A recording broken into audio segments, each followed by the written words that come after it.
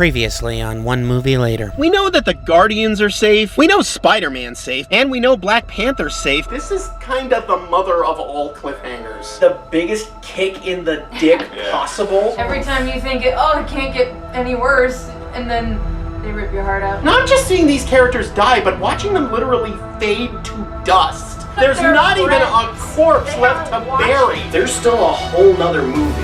Yeah. Right. Plenty of people can still fucking go. I think we're exactly as pissed off as they want us to be. Yeah. I think their evil plan has worked perfectly. Yeah. We're gonna be there, and we're gonna be sitting in the theater, and we're gonna be glaring at the screen. And we're gonna be like, okay, Russo brothers, this better be good. Just pointing at names, going, and fuck you, and fuck you. I expected so to get. And for that matter, where the fuck is Ant-Man? Where the fuck is Ant-Man? Okay, Russos, you wanted us angry. We're angry. Now what you got? Come on. Come here. Come on. Ah! That's a $10 glove.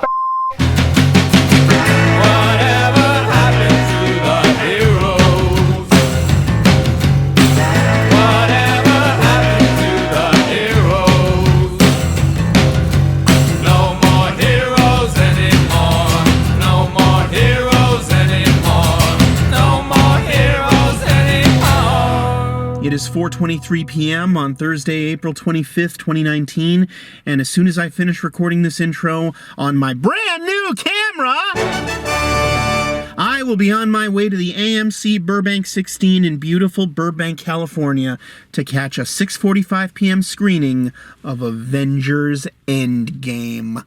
I'm some jerk with a camera, and welcome to One Movie Later, where I compare and contrast my preconceptions and postconceptions of movies in theaters now. So last year, in the One Movie Later for Infinity War, I said this. I do not recommend that you see this in the theaters. Here's what I recommend.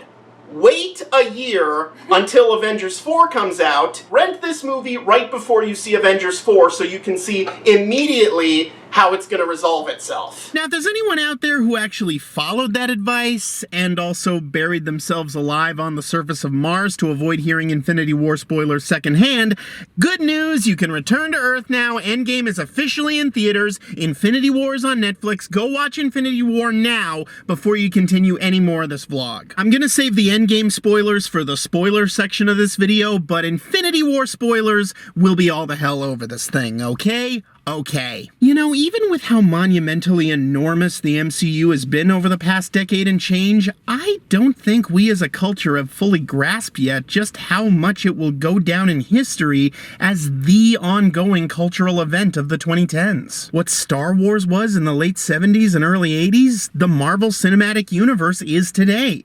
It is the towering pop mythology of right now, which of course makes the insanely audacious bombshell they dropped a year ago all the more insanely audacious. I mean, step back for a moment and really think about it. If we hadn't all seen it with our own eyes, we never would have believed it. The most successful division of the biggest media empire on the planet made a monumentally epic crossover movie bringing all their biggest characters together, only to let the bad guy win. It was like some sick joke. We all came to the theater excited to watch our favorite superheroes share the screen, and they made us watch half of them crumble to dust before our horrified eyes. We knew the world would not be the same. Few people laughed. Few people cried. Most people were silent. I remembered the line from the Hindu scripture, the Bhagavad Gita. Vishnu is trying to persuade the prince that he should do his duty, and to impress him takes on his multi-armed form and says, "Now I am become death, the destroyer of worlds." What just happened? Peter Parker here to pick up a passport? Yeah, we all know everybody's coming back. Whoop-de-fucking-do. Congratulations, pedantic jackoffs, you win again. The rest of us realize it's not always about the destination, it's about the journey. And it's not always about the what, it's about the how. Obviously, the heroes are gonna win in the end, but how?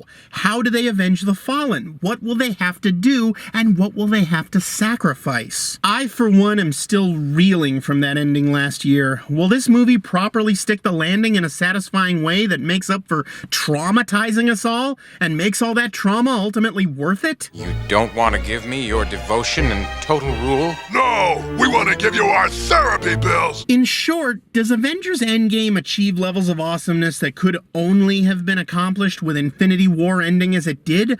Or was that ending just the most nakedly shameless cash grab in the history of cinema? All these questions and more have made Endgame easily the most heavily anticipated movie in a series where every entry has been pretty damn heavily anticipated, which makes it probably the single most anticipated movie of the decade, possibly second only to The Force Awakens, but I would argue not even that, since Star Wars is fundamentally a nostalgia property and all the assorted unpleasantness that implies. But the Marvel movies are still new and continuous. Ever since they started in 2008, there's never been more than a 2-year gap between any of them, and thus people still have an openness in their hearts and minds to surprising new developments within them in ways that they apparently just don't with movie canons that have been left simmering in our collective brain space for a few decades. Yes, I will still go to my grave insisting that Last Jedi was a masterpiece and its haters were slaves to their own preconceptions. Moving on. So what will those new developments be? Well, as you would have every reason to expect, Marvel has been particularly tight-lipped about this one. The ads reveal almost nothing besides listing which characters are involved, and guess what? They're all angry at Thanos and want to get back at him.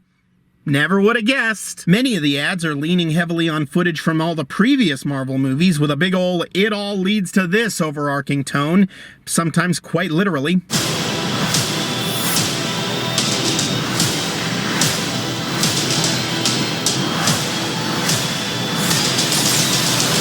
PG-13. And apparently about 90% of the new footage we've seen in the ads is from the first 15 minutes of the movie, which, as far as I'm concerned, in a perfect world, that's how every movie would be marketed. They probably could have gotten away with just not advertising this one at all. Just give us the release date, boom, our asses are in those seats. And while the trailers do have a few action beats, they're remarkably light on fight scenes, which is normally a Marvel movie's bread and butter. And the Russo brothers have admitted that, much like that fake group shot in the Infinity War trailer showing the Hulk in Wakanda, some of the shots in the Endgame trailers are straight up low-down filthy lies. Even the actors were kept in the dark. None of them got a full script, only their specific scenes. Sometimes only their specific lines. Mark Ruffalo apparently shot 5 different endings for Bruce Banner just so he wouldn't accidentally spoil the real one. Marvel didn't even reveal the title of this movie until last December. Until then, we were all forced to call this thing Avengers 4. Like animals! And we know even less about what comes next after this. I mean, obviously, Spider-Man Far From Home drops in July, and I might be covering it for one movie later if a certain Twitter poll goes a certain way.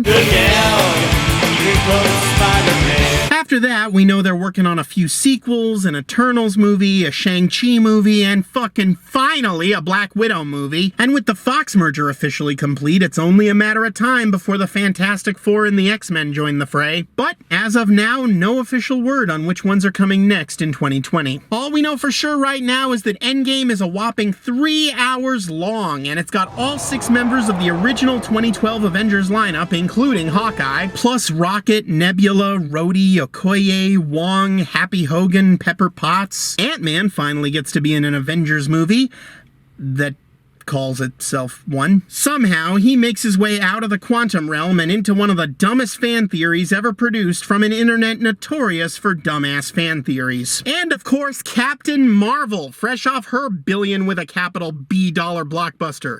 Real nice job on the boycott there, whiny man babies. You stupid. Last year, Black Panther was still the number 5 movie in America the weekend Infinity War came out. And as of last weekend, Captain Marvel was still hanging on at number 4. So there's a decent chance it might be even higher. Oh, I'm just a girl, take a good look at me. The Russo brothers have said they've read a bunch of fan theories and that no one has guessed the plot correctly yet, though, hell, even that could be another filthy lie for all we know. Back when they were shooting this movie, some set photos got leaked showing recreations of exterior sets from the first Captain America movie and the first Avengers movie. This has led some people to theorize that Endgame is a time travel movie, in which they utilize either the Time Stone or those time vortexes teased in the post-credit scene of Ant-Man and the Wasp, or both. Now, I would be fine with a time travel movie, but what if those sets were really recreated so that the post-credit scene could be Luis recapping the entire MCU? I can dream, can't I? The only prediction I feel really confident making is that Tony and Steve will most likely sacrifice themselves and lay down their lives to save everyone else. Maybe Thor and Banner do too, jury's still out on them. And speaking of death, it has been confirmed that Endgame will contain the very, very, very, very last Stan Lee cameo. That's gonna hurt. I'm going to miss him. Yeah. Beyond that, your guess is as good as mine. See you on the other side.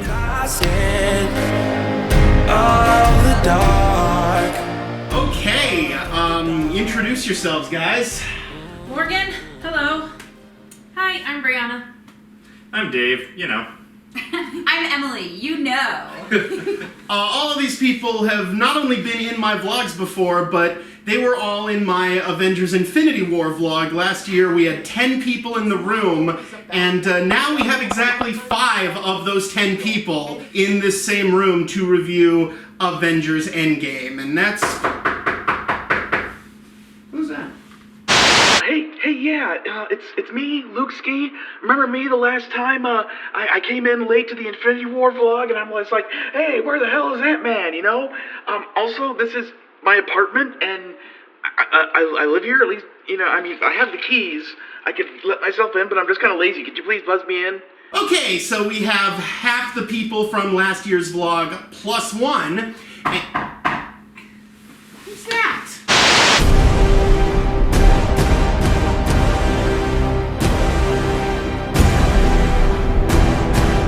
Hi, I'm Captain DC. This is the Justice League Part 2 vlog, right? Wait, who are you again? I'm Ryan Hipp. I'm in some of his things sometimes. I used to make a show called That Show. I haven't had time to do that. Maybe someday I'll do it again. So you just randomly showed up this evening? Yep. Alright. Alright, well, this couldn't get any weirder. It can get weirder. Wrong multiverse.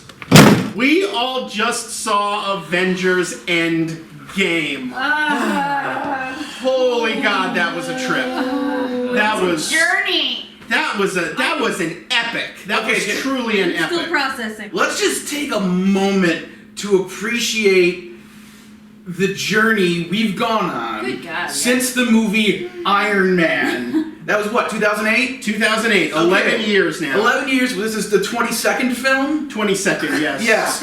22 movies, all intertwined in the same universe with plot lines and characters flowing between them all leading to this film. It really is a season of television on a big budget, feature-length episodes told over 11 years. The cinematic version of a graphic novel. This is the end of it. And whatever happens next, it's a new beginning. A few stumbles along the way, but ultimately, wow. I was remembering the predicted first time all this? I teach middle schoolers, and today we were talking Endgame, and I was saying to them, wow, it's been a long time. Think about when these movies started. You were 2.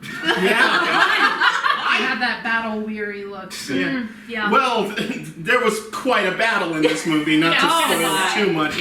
We'll save it for spoiler space, but yeah, an Avengers movie had people fighting in it. Who knew? Yes. I just ruined the whole thing for you, I know. There was much daring do, and the superpowers, and the people going punch, and the people going kick. Kicking with fists. That's and the pew-pew. Let's not forget the pew-pews. All the pew-pews, and then they're... And then this is like the most awesome, creative little kid's imaginative toy box just in big screen movie form. Yes, this has the kind of toy box epicness of the kid has spent years building their toy collection. Like, every person in the audience just going, there's so-and-so, there's so-and-so. The genius of this movie, and really the entire MCU franchise so far, is that it really turns that into an art. Like, this movie is brilliant. It's a gift. I mean, obviously you gotta pay to get in, but it still feels like it's a gift to everyone who's been following these movies for so long. It is weaponized emotions. there was a lot of kicking names and taking ass. I cried. I didn't think I was gonna cry at this movie, but there were multiple crying moments. I heard a woman sobbing from the other side of the theater. We're wrapping up all of the emotional arcs for all the characters. There were several moments in the movie where I almost cried and then I stopped myself, but then that last scene in the movie, and we'll get to it in spoiler space, but that last little scene of the movie, I just lost it. I was ugly crying right there in the theater. Holy. And it was not a bad cry. It was a, oh my God, this is beautiful cry. It was beautiful. Oh my God. I'm sorry. We're still not over. So it's like, you will cry at this movie. If you remember how we all felt at the end of Infinity War, that very, like, you know, we sat down to do this vlog and we were so dejected and, you know, so much we're sitting there like and angst and now it's the complete opposite. Now and also Matt was here. Last year we walked out of the theater and we were sitting there and we were staring at the camera. We're like, okay, Russo brothers, you better deliver. This better be worth it. And you know what? It was. If this winds up being Kevin Feige's swan song, he claimed all along that he had a plan, that he had this in his mind, and he's been working towards it. If this is the last thing he ever does for Marvel, it is a hell of a way to go out. I believe it, because so much of this movie feels like the perfect payoffs to stuff they have been setting up in these movies for years now. It feels like from middle of Phase 2 onward, it's like everything was building to this. From the point where Avengers took off and they knew the interconnected universe stuff was going to work. It made $1 billion. It was a huge smash hit. Everyone was saying that interconnected universes were the next big thing. And it's hard to remember that back when Iron Man came out, they weren't a thing. We saw that post-credits tag at the end of the first Iron Man, you know, where Sam Jackson showed up. And, you know, that was exciting, but at the same time, movies had done that before. You know, the fucking Super Mario Brothers movie had a tease. Luigi, Mario! Daisy! You gotta come with me, I need your help.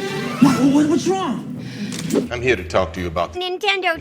At the very end of the live-action Masters of the Universe movie, Skeletor pops his head out from, like, he's in some watery pit. And like, I'll be back, and then he won't. Yeah, it's easy to put that sort of credit at the end of an already successful movie, but then we got the Hulk, and it was the Edward Norton one, and it was successful, but then Tony Stark was at the end of it. Yeah, and then it's like Thor. They're making a Thor movie. Why would they make a Thor movie? They're bringing back Captain America. You can't do Captain America. It's gonna be lame. That's something that everyone trying to jump on the Connected Universe bandwagon after Avengers didn't realize. And because Ryan's in the room, we're going to have to clarify that when we talk about studios bungling the cinematic universe, we're totally talking about Dark Universe. Yeah. That's the only one we're talking about. Yes, there's no other. Because I don't have 4 hours to argue about Batman v Superman. Anyway. I am looking forward to Endgame doing gangbusters, because I can't wait for certain studios to see that you can release a successful, massive, 3-hour superhero epic. If your name is Kevin Feige, yes. Well, you gotta put in the time. You can't just do it after a couple of years and 2 movies and then expect it to all work out. But I guess maybe they should hire James Gunn for like one. That would be something. And then they should rehire James Gunn twice. Yeah, after internet Nazis get him fired. You stupid internet Nazis! You got him work, motherfucker! How's the Alita Challenge going, boys? Yeah. Well, Disney owns that now too. Those people know nothing about gun control. We We have fun. Hey, only a good studio with James Gunn can stop a bad studio with James Gunn. Don't forget, Marvel invented the Thank you, 3-hour thank you. movie. Yes. Oh yeah, no one's ever done. Lord of the what? No one's ever done a 3-hour movie. It's not like the two biggest movies ever made are either 3 hours or nearly 3 hours. That was the whole thing that bugged me about the advertising for this movie. It was like, oh, it's gonna be 3 hours long. You're not gonna have time to pee. And I'm like, bitch, I sat through Lord of the Rings 2 Towers 7 times in theaters. Yeah, Damn right you we lived through Titanic in high school. We know how to sit through a 3-hour film over and over and over again and cry. You We grew up- underestimate my power. We grew up with movies that had 2 VHS tapes. Those were the days. By the way, when the vlog's over, we're all going to go out and apply for our art cards. We keep talking about how like the cinematic universe has never been done before, and yes, that's accurate. Well, not on this level. On this level. Are you saying So, that the Alexander Salkind Superman universe didn't reach these heights? Are you saying that Supergirl is not a revered classic to this day? What I am saying is you can't really compare the achievement of this to anything that came before. Serialized filmmaking used to happen on small budgets because they had to be consumed successively. So, like, the Flash Gordon serials, the kids loved them, but they were done on tiny, tiny budgets with cardboard sets and crappy costumes. I had seen the 2 to 3 minutes of clips from like the second and third act Cheater. that leaked online. Yep. It popped up on the timeline. Get out. That linked to Pornhub, so what were you thinking? By the way, so much happens in this movie, I guarantee you right now, we're gonna forget shit. Yeah. We're not gonna deal with This is one of those everything. movies you need to watch a bunch of times. Can we take a moment to appreciate our lovely Yes. Loki over here, everybody? Oh, I have some things to say about Loki. By the way, no post-credit scene in this movie. Credit scene. Not even a stick around. No mid-credit scene, no post-credit scene. What are you It was gonna do? the first Marvel movie where it ends, But they and there's a big old credit sequence, and then just credits for the rest of it. If you really need to go to the bathroom at the end, you won't miss anything. Go to the bathroom right when the credits roll. We can't talk much more about this movie without going into spoilers, so let's go into spoilers, guys. We need the defenders immediately. Spoilers.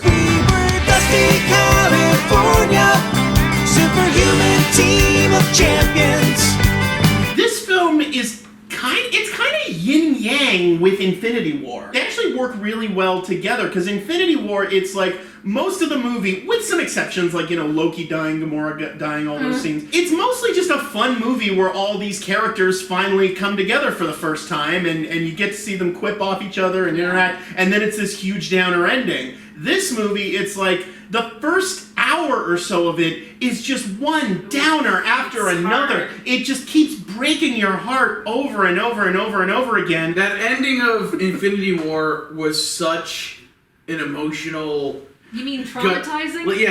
Like gut punch, knock the wind out of you. Like you need time to recover from this thing. And this movie starts with, a similar type of thing, but then the scene that immediately follows it is wacky funster fun time scene. That second scene after the Hawkeye prologue, the scene where they're just playing like that little football game. She's taking it so seriously. At first glance, it might seem like a gratuitous scene, but it actually serves a couple of important functions. It establishes that, no, this will still have its fun moments. It's not just going to be a downer movie. There are still going to be these great character interactions. Hey guys, there's still going to be some fun here. We're still the directors of Community. It's the first time Nebula's had any sort of competitiveness with someone where the other person played fair. After she wins, she sort of sits there like, what happens now? And he's like, you win. She actually said, that was fun. Yeah. Oh, poor baby. He was kind of the first human other person maybe that she's ever liked. I was amazed at how they made Tony look like emaciated. That first scene. That was gaunt. Yeah. That was haunting. He looked like Chris Evans at the beginning of the first Captain America. You half expected Sally Struthers to show up and say, won't you help our Robert Downey Jr.'s today? For just the price of a cup of coffee, you can help Robert Downey Jr.'s who are starving all over the world. We have the MCU's first confirmed gay couple, even if one of them was off camera. Joe Russo in a Hitchcockian cameo. What is he doing in that? Like, what? I don't know, he decided to give himself a cameo. He's like, Why I got not? enough. We have so many celebrities in this movie. Joe, just get on. You sit in the chair. You're the guy. Joe, you gotta play this part so we could get Winston Duke back. That is not my LGBT representation. Thank you. I need an actual LGBT superhero. They made up for there being no community cameos in Infinity War by having 2 of them. Not even counting Brie Larson. Brie Larson, right. Isn't that Danny season Pudi was 4, in- though? That was the gas leak She year. was the gas leak. She started in season 4, but she came back in season 5. Oh, okay. Danny Pudi was in Winter Soldier, Jim Rash was in Civil War, and now this movie has both Ken Jeong and Yvette Nicole Brown. I thought Captain Marvel was going to have a bigger role in this movie. Yeah. Second Avengers movie in a row where they really played it safe because they weren't sure how successful the movie before was going to be. I thought Carol Danvers was amazing and very, very lovely. But seeing her with this haircut, I was like, wow, I got even gayer. Oh yeah, it's pretty great. Was that even possible? You madman! Pretty good de-aging makeup they used. The de-aging, as they've done with these films, look great. Did anyone else think that Ruffalo Hulk was kind of a hot mess? I really didn't I thought think he was looked bad. I thought it was good. I think you're an insane person. Yeah, it's fine. I mean, compared to Thanos, Thanos looks really, really good. I think you're just not used to seeing his face look directly halfway between Banners and Hulk. It seemed like most of the time he had the same facial expression of like a dope. He was like, well, that's just Mark Ruffalo. The reason they got Mark Ruffalo is he's the guy who can get along with literally anyone. Like, he's one of the most infamously, like, amiable people in Hollywood. He dabbed. I thought it They looked made the okay. Hulk dab. Oh, man. Well, yeah, that was supposed to be stupid. I think they were building up to this for so long. I think they were finally like, we have the technology, let's do it. We've said We it. have the technology to make the Hulk dab. Okay, if having that being cringy enough to get kids to stop dabbing, I'll take it. Yeah.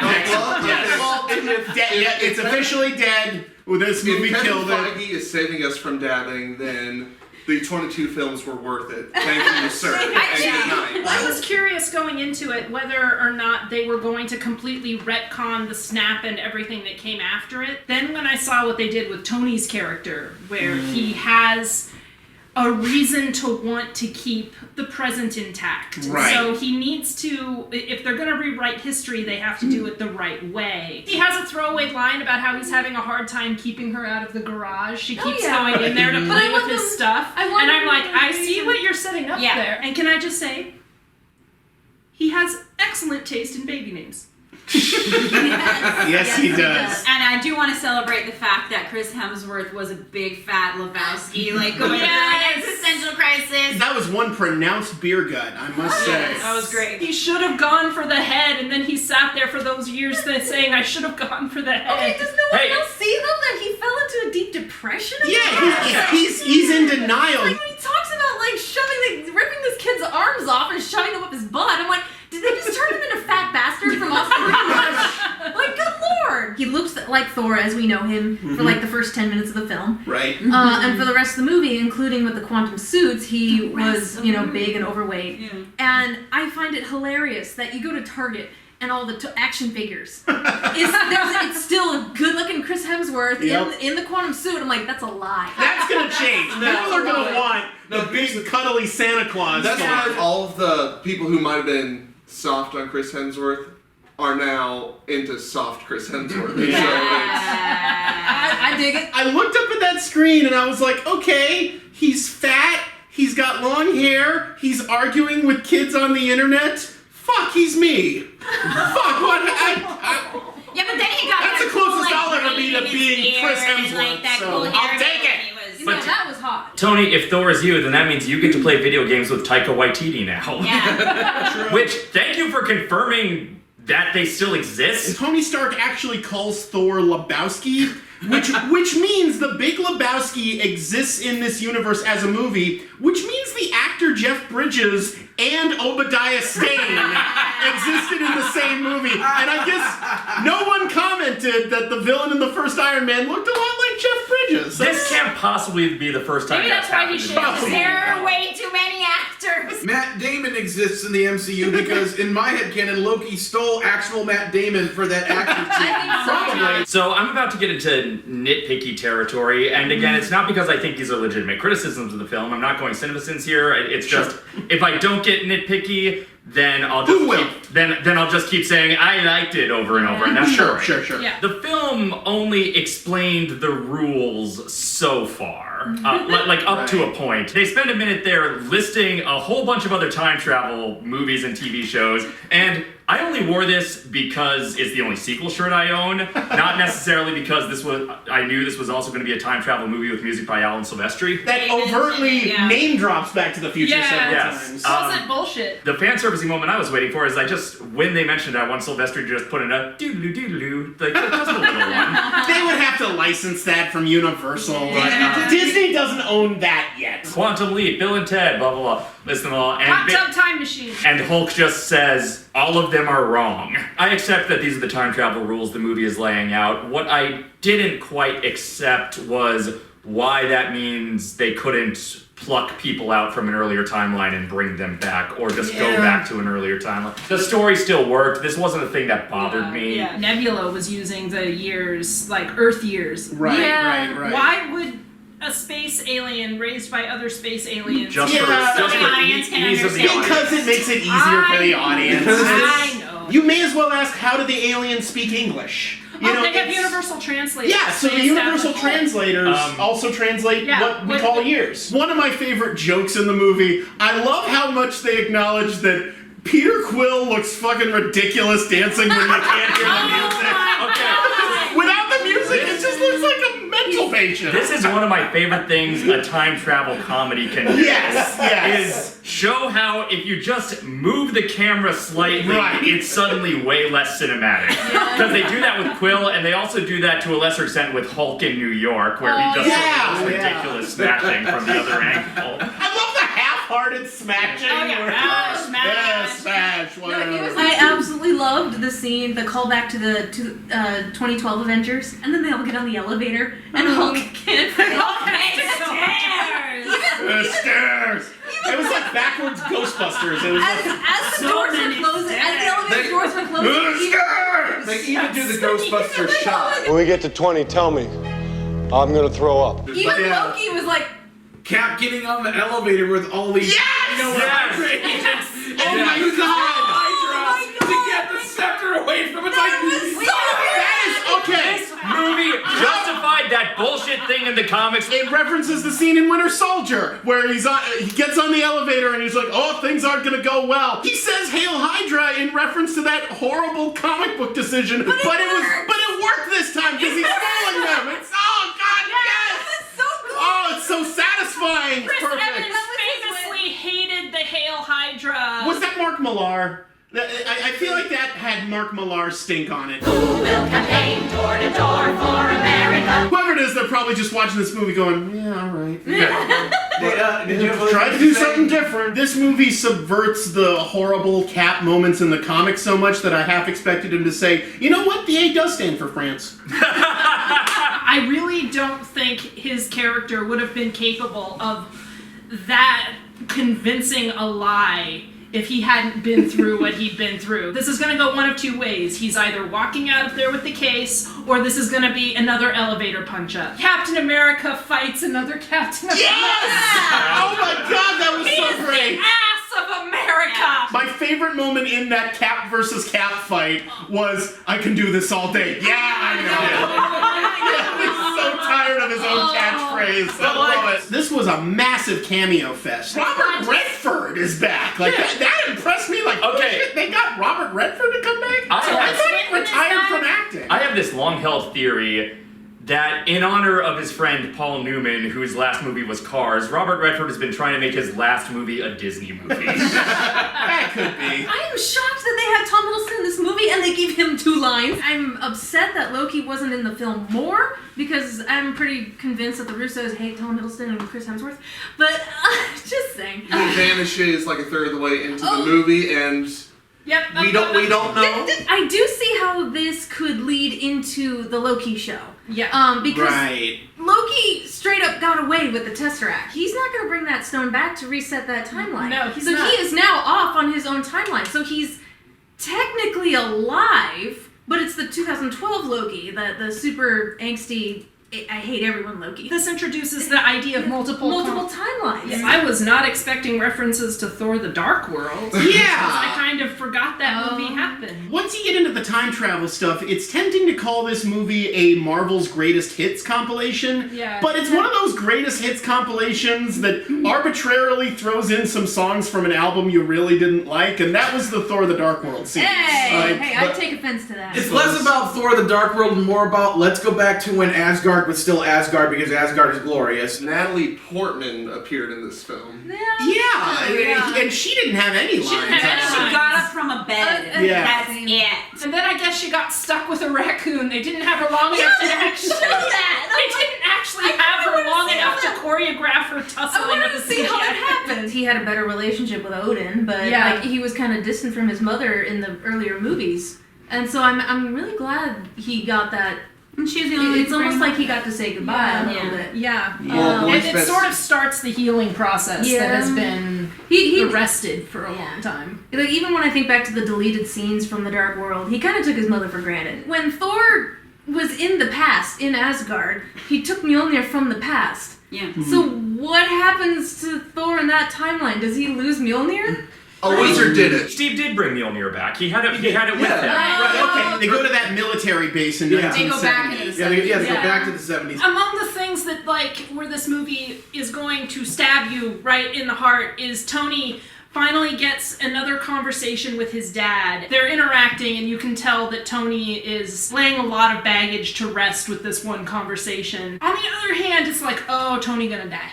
It's sort of like that war movie where the soldier shows you a picture of his sweetheart back home, like, yeah, start the clock. His dad is going to the car, and the chauffeur opens the door, and he's like, "Oh, Yeah. thank you, Jarvis." The guy's name is Jarvis. Yep. So, at what age does Dominic Cooper officially become John Slattery? Like, what is the cutoff between young Howard Stark and old Howard Stark? Sometime in the 60s. It's the mechanics. probably. The cutoff is whoever's available that weekend. Yeah. Yes. Yeah. I gotta say, I was really sad to see Black Widow. Yeah, that was...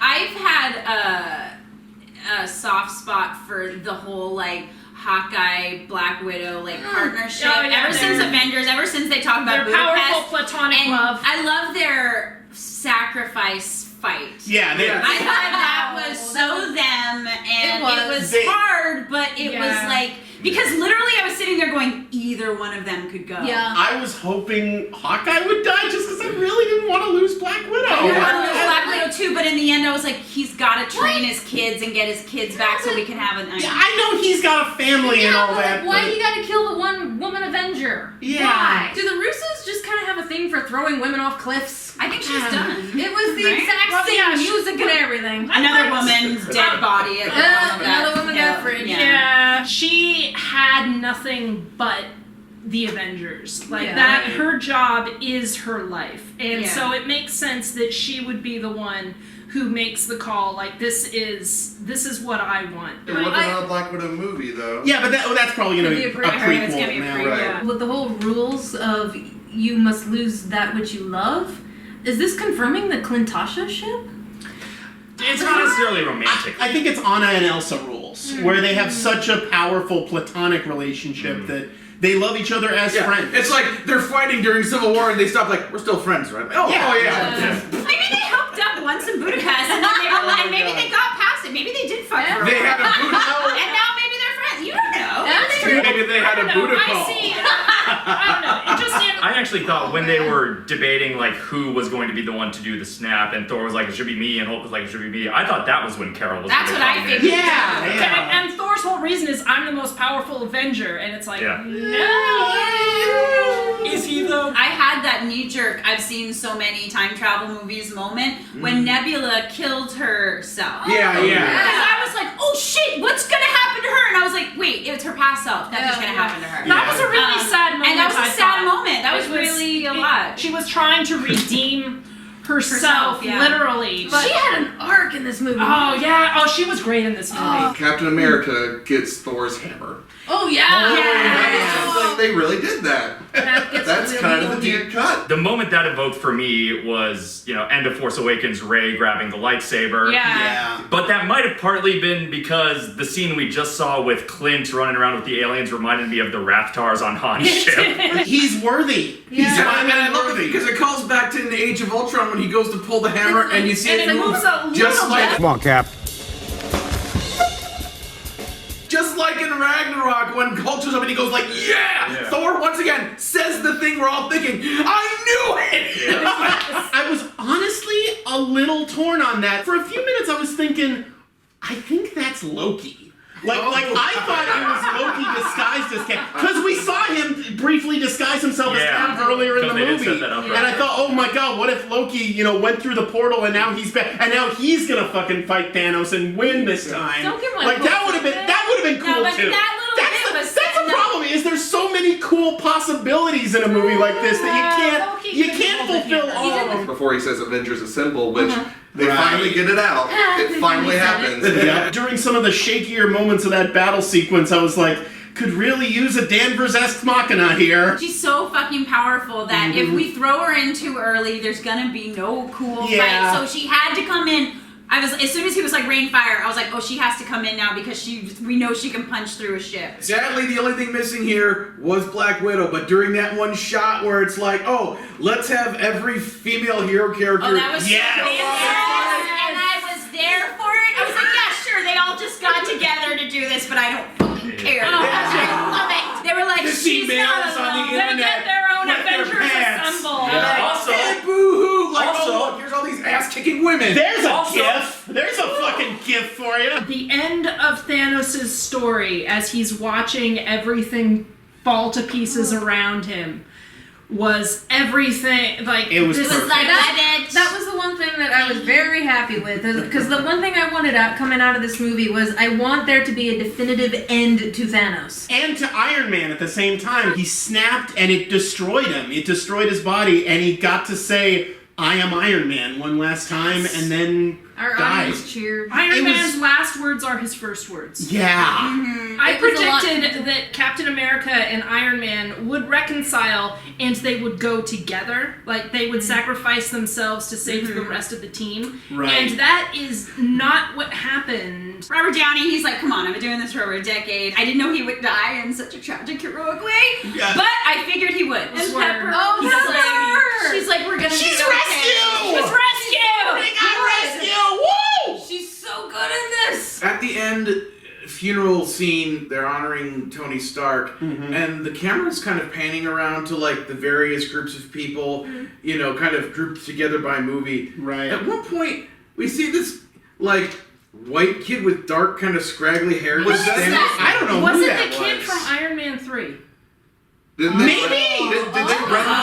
Maybe. My headcanon at that moment was, that's Loki in disguise, isn't it?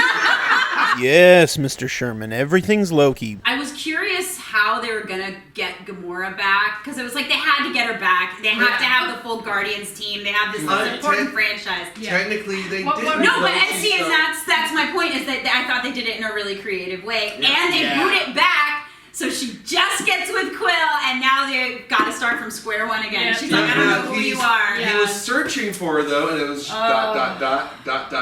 and he swipes it away, and so we'll see what that's setting up in Guardians 3. Thor is a Guardian now. As Guardian of the Galaxy. And since he's got the dad bod, he makes the dad joke of as Guardians of the Galaxy, of course. Can I just be bitter about one little thing? Sure. The whole thing with Thor falling into a deep depression, he lost his whole family, everyone he loved, that much is dead.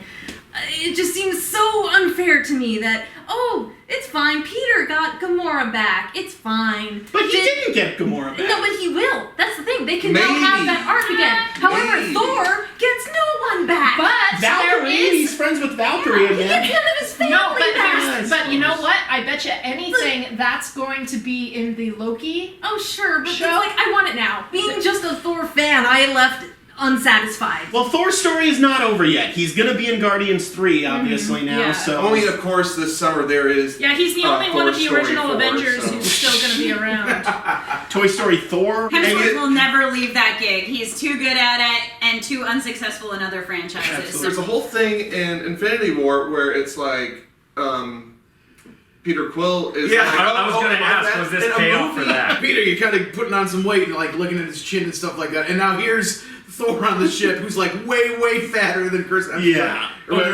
Chris Pratt. Chris Pratt. It's hard to get the Chris's straight. Yeah. We know what Chris Pratt looks like fat, and it's Yeah. Basically, Hemsworth and Pratt just switched over the years. I did appreciate the scene at the end where, Hawkeye and Scarlet Witch got this moment together. Yeah. They both had to sacrifice these people who were very close to them. They only brought back people who died in the snap, which is why Vision wasn't brought back, because he died before the snap happened. Or Gamora or And Loki. Gamora was a technicality, Or Black Widow. I mean, that was one thing Hulk said in a Heartbreaking, is that when he had the stones, he tried to bring her back, and he couldn't do it. Here's Steve returning the Soul Stone. It's like, oh crap.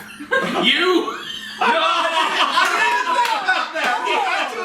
Is this where you've been? I'm not gonna give you a Soul Stone, you Nazi motherfucker. Oh, I need to throw something off this cliff here. How about you? You floaty ass bitch. Oh my god! Captain America, his storyline is wrapped up in the most beautiful way ever. That was the scene where I cried when it showed him back in the 40s. Oh, when he was that seems to me to be such like a 1940s like hero guy film aesthetic. It's like, I'm a one gal guy, and it's like, and he's stuck to that for decades. If it gets him away from hooking up with Peggy's grandniece or whoever that was, that was just uncomfortable. So I'm like, yeah, go back to Peggy. That's fine. By the way, old man Chris Evans. That makeup was amazing. And his old man voice. He looked like Clint Eastwood. Yeah, he was like He did. He's been the heart and soul of the MCU thus far, so it's only fitting that he kind of had the final denouement at the end. So, while we were filming this vlog, my brand new camera, which I bought specifically because my old one kept crapping out on me, crapped out on me! We talked about Endgame for 2 solid hours because there was just that much to talk about, and as if possessed by the spirit of Thanos himself, my camera deleted the second half of it. It froze up on us about an hour in, it looked like it was still recording, so we just kept on talking, but it was no longer actually capturing any of it. Apparently, I hadn't properly formatted the memory card, so format your memory cards, kids. And you just can't recreate that kind of spontaneity, so we reshot What's the Attraction, cut our losses, and went home. So, here are some additional observations that my camera didn't want you to hear. Some of these are mine, some of these are my friends, and some of these are new observations from seeing the movie again just last night as of this recording. So, the only clip to get released online beforehand was really early in the movie, right before the opening title, in fact, of the Avengers talking about how they're gonna get back at Thanos. Let's go get this son of a bitch. Language! So I went in expecting the first act to be the Avengers going to Titan and Thanos handing their asses to them, and then the rest of the movie is them licking their wounds and regrouping. But what they actually did was so much better. Thanos has destroyed the stones because they're of no further use to him, he no longer has a purpose in life, and now he's basically waiting patiently for the Avengers to come kill him. And when they do, and Thor goes for the head, they get a few seconds of catharsis out of it, but it doesn't bring anyone back. Half the universe is still gone. It's such a brilliant commentary on revenge itself and how limiting it is. I love the brief 2001 A Space Odyssey homage where you see the reflection of the stars whizzing by in Captain America's eyeballs. I love that the events that lead to half the universe coming back from the dead are set in motion by a rat crawling around in a van. It ties into the whole theme of the Ant-Man franchise of small creatures doing huge things. Well done, Remy. Time heist might be my new favorite phrase in the English language. I love time travel movies. I love heist movies. What's not to like? I just want to shout it at random people on the sidewalk. Permit me to demonstrate. Time heist! Also, this is not the first movie in which Paul Rudd talks about Back to the Future. Why don't the two of you get into your time machine, go back in time, and fuck each other? Who needs a time machine? I love that New Asgard is a Norwegian fishing village because what else could it be? Thor has become a selfish, lazy, drunken asshole, coasting on his past accomplishments, wallowing in his own denial and self-loathing, and generally drinking his miserable life away. He's BoJack Norseman. And by the way, this is exactly the kind of thing I was talking about in the intro when I said people are way more willing to give Marvel the benefit of the doubt than Star Wars. Remember when The Last Jedi came out and everyone complained, they ruined Luke Skywalker by turning him into an angry loser? They do way worse to Thor in this movie, and I've barely heard a peep about it. Or at least not that kind of peep. The peeps I have heard have been more along the lines of accusing this movie of fat shaming, and speaking as an obese American myself, I'm honestly just happy that there's finally someone else besides Hagrid that I could conceivably cosplay. It would have been nice if Loki had been able to see Thor's new dad bod at some point, just cause you know Thor would never hear the end of it. I love the montage of them figuring out the details of the time heist because it basically turns into the MCU writer's room. Paper strewn all about, people eating Chinese food, lying on tables, racking their brains for story solutions. That scene is literally what all writers' rooms look like. Only the real ones have ugly people. It's a brilliant meta moment where the Avengers are trying to work out the plot of their own movie, and I love it. Tilda Swinton reprises her role as the Ancient One, and maybe my favorite moment in the movie is when she pushed Bruce Banner's spirit out of Hulk's body. That's the kind of cool shit you can only do when you put this much buildup into creating a universe. And without hammering it in too hard, they finally explained why Doctor Strange willingly gave the Time Stone to Thanos. He saw that there was no way for Banner to win against the Ancient One, and the only way she'd give up the stone willingly was if she knew Strange gave it up willingly. I mean, I guess she could have just looked into her own future herself and seen Captain America give the stone back, but where's the fun in that? There's a brief moment on Morag where Nebula tells Rhodey, "I wasn't always like this," and Rhodey replies, "Me either. I used to be Terrence Howard." I know it doesn't really matter because it's a comic book movie, but just bringing everyone back 5 years later is actually kind of a horrible idea with all sorts of terrifying implications. It's established that dissolving and then coming back feels like falling asleep and then waking up. Well, what if someone is already asleep when they dissolve and then someone else rents their apartment and they wake up with different people in that bed? That's gonna be all kinds of awkward. If someone dissolves while driving on the highway, do they come back on that same highway with no car around them? That doesn't seem safe. What if you're on a plane when you dissolve? Do you just come back in midair and plummet to your doom? Or what if you're on a plane and you survive the snap, but both pilots dissolve and you crash and die? If they only bring back those who died in the snap, that would not include you. And what about the Asgardians who were out in space when the snap happened? Do they come back and immediately die in the cold vacuum of space? Plus, part of the whole point of the movie is that 5 years later, we've all kind of adjusted to half of everyone being gone. Begrudgingly adjusted, but adjusted nonetheless. And now all of a sudden you're doubling the population? Maybe future Marvel movies will deal with the fallout more. I'm sure it'll come up in Spider-Man Far From Home. In fact, in the opening scene of that first Far From Home teaser, Spider-Man is giving a speech at a benefit for the homeless. Maybe it's a benefit specifically for unsnapped people who are now homeless because they didn't pay rent for 5 years. You might say those people are far from home? Huh? And speaking of Spider-Man, let's talk multiverses. The Marvel Cinematic Universe is now officially the Marvel Cinematic Multiverse. I'm sorry, you're saying there's a multiverse? Yes, Peter, a multiverse that could theoretically eventually include Spider-Man Into the Spider-Verse. Yay! And Venom. Hell, maybe that multiverse is the story conceit that eventually brings the X-Men here. Who knows? I personally am fascinated with the multiverse theory, and I discussed it briefly in my Back to the Future the Ride review. Paradoxes can't exist because time is a river. Time is a river. Thank you. When you go back in time, you automatically create a fork in that river. And you don't have to give a book to yourself to do it. Just stand around breathing for a second, and soon the butterfly wings will affect shit differently. Marty wouldn't have really disappeared, and his picture wouldn't have changed, because no matter who his mom has the hots for, Marty in the picture still came from a timeline where he was born, and nothing can change that. Wow, I used to put effort into these videos.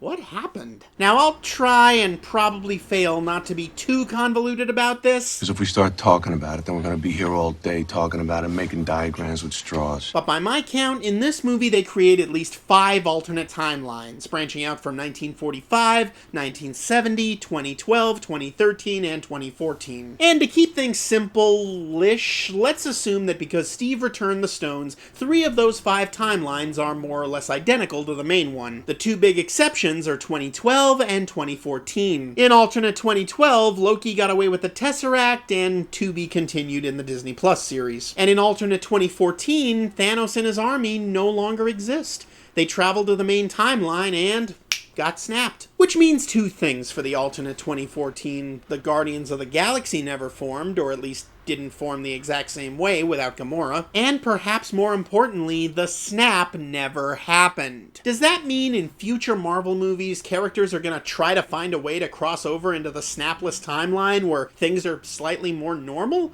I mean, shit, I would. Kinda like that one Community episode from the gas leak year, only preferably less stupid. Although, since the Guardians weren't there to kill him, maybe Ego the Living Planet successfully conquered the universe in that timeline. If it's not one apocalypse, it's another. And of course, according to the new Far From Home trailer, apparently Mysterio comes from one of those alternate timelines. Unless, of course, he's just hypnotizing everyone, which that character has been known to do. This is Earth, Dimension 616. I'm from Earth 833.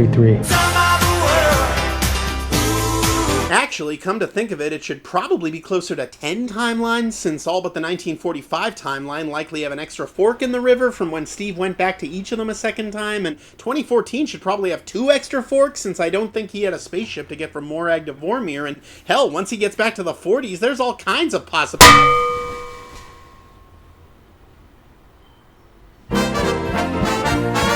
The movie had a big old battle in it, and it had spaceships and wizards and monsters and aliens and flying robots and a winged Pegasus and Giant Man and... so cool! That scene is what I mean by emptying out the toy box. It made me so ridiculously giddy. So many great moments that reward you for paying attention all these years. Sam Wilson saying "on your left," Cap calling Spider-Man Queens, the Wasp calling Cap Cap, the bit where Thanos headbutts Captain Marvel and she just stays firmly in place, it doesn't even faze her.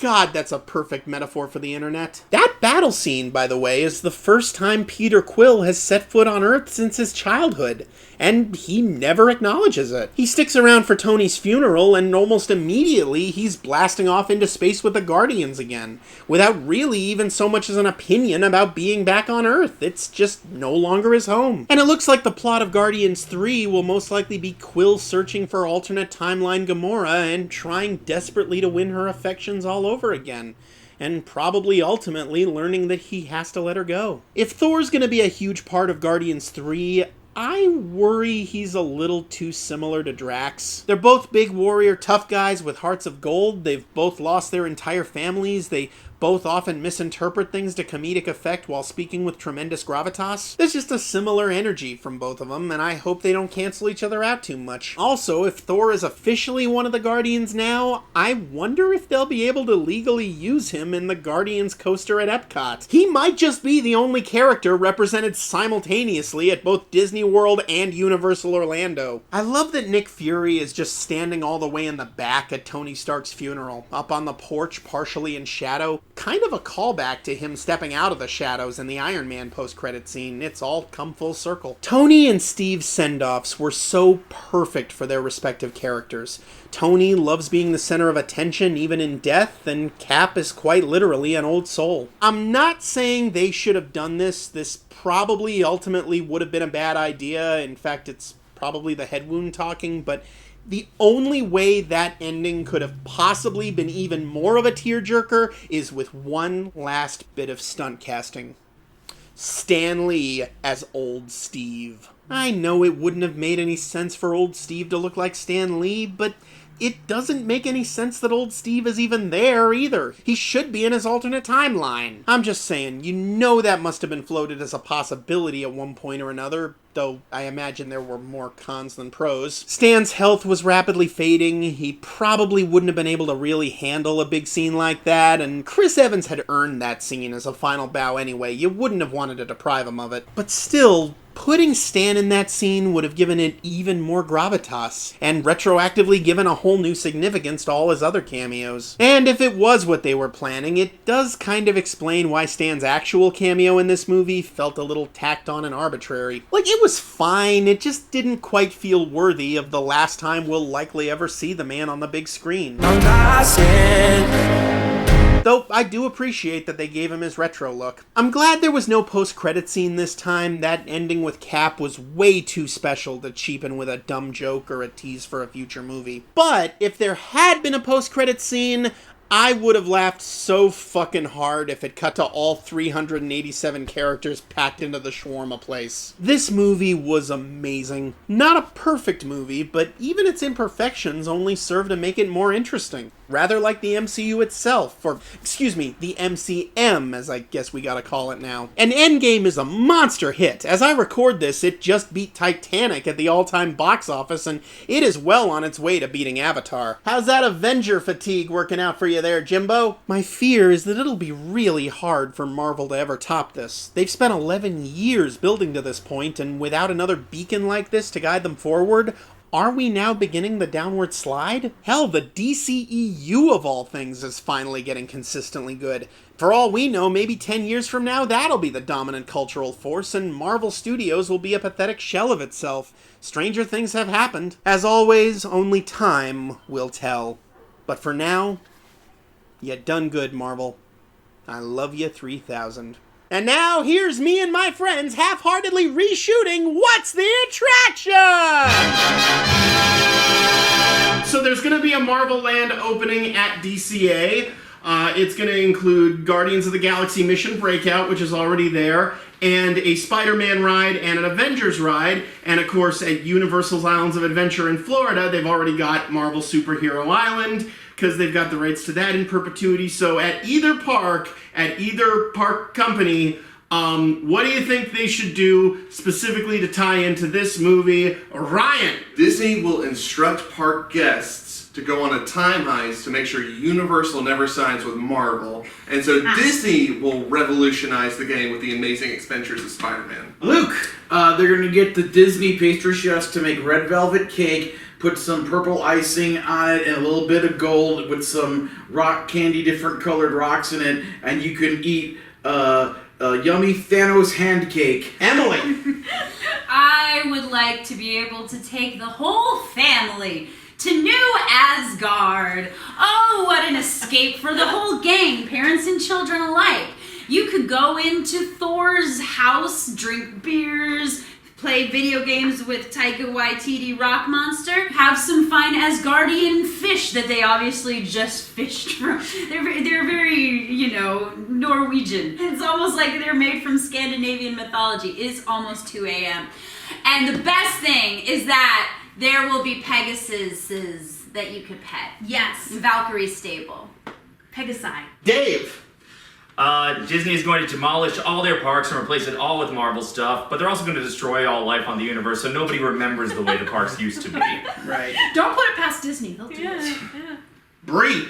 Okay, so again with a time heist, but this time Disney sends people, mainly older people, back to the past where they think the park was better, so they can go enjoy the park in the 70s and 80s before all the updates. And realize how much it actually sucked back then. Exactly. And not bother us. Yes.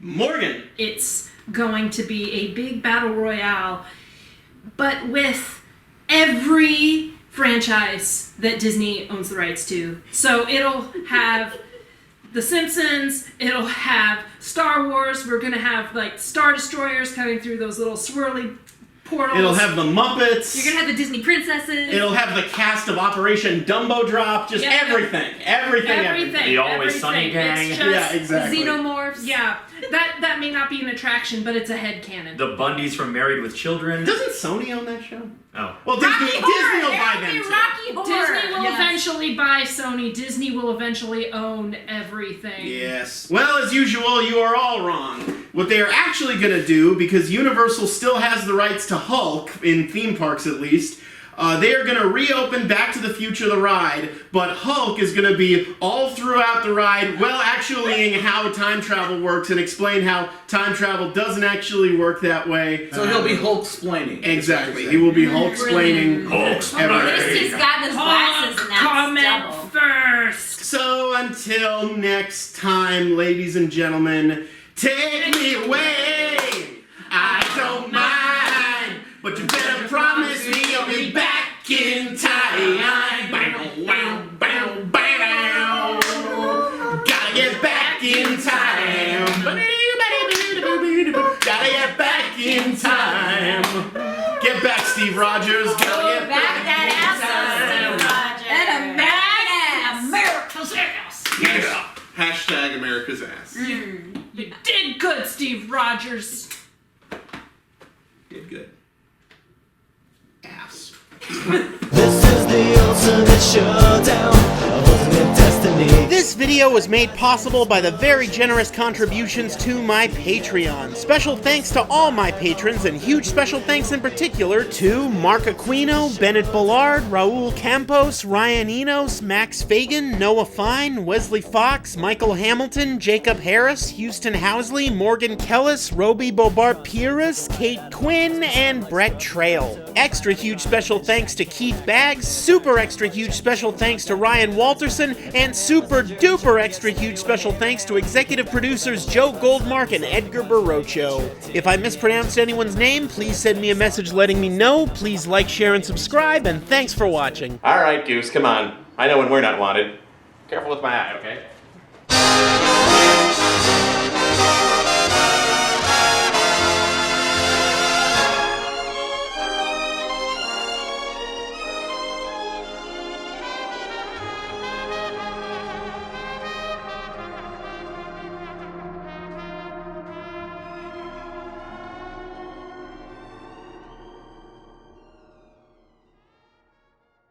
I'm gonna throw you in my DeLorean, gun it to 88.